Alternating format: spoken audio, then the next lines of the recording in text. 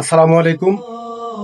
আমরা অনেকেই নামাজ আদায় করি, কিন্তু নামাজের ভিতরে ছোটখাটো কিছু বিষয় আছে যেগুলো আমরা অনেকে হয়তো জানি না।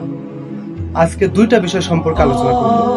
এক, অজুর পরে একটি দোয়া আছে, সেই দোয়াটি অনেকেই জানে না, কিন্তু এই দোয়ার অনেক ফজিলত।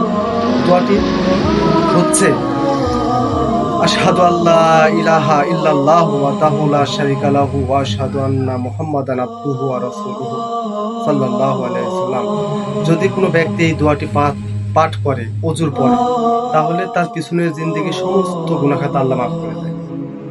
দুই, যারা ফরজ নামাজ আদায় করে, ফরজ নামাজ শেষে হাত তোলার আগে যদি কোনো ব্যক্তি 33 বার সুবহানাল্লাহ, 33 বার আলহামদুলিল্লাহ, 33 বার আল্লাহু আকবার এবং লাস্টে লা ইলাহা ইল্লাল্লাহ ওয়াহদাহু লা শারীকা লাহু লাহুল মুলক ওয়া লাহুল হামদ ওয়া হুয়া আলা কুল্লি শাইইন কদির, এই দোয়াটি পাঠ করে, তাহলে আল্লাহ ঘোষণা দিয়েছে এভাবে, তার পিছনে সাগরের ফেনা পরিমাণও যদি গুনাহ থাকে আল্লাহ তাআলা ক্ষমা করে দেবেন।